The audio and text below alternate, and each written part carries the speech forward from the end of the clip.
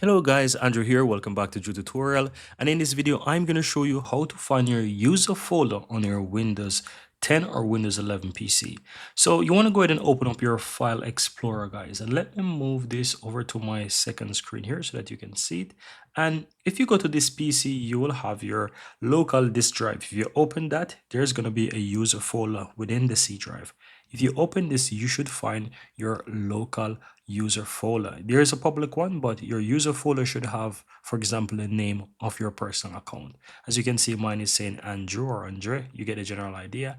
And so when you open up this folder, this contains all of your personal, let's say, user files. So if you have anything stored in your downloads folder or in your desktop or whatever it is, you should be able to find it. And let's give it a test. If I go ahead and I open up this, you can see that, for example, the download folder contains all my files, right?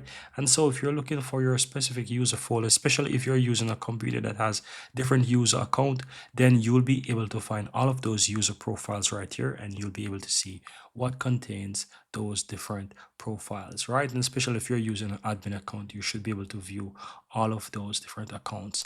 And that's pretty much it, guys. Very easy and very simple.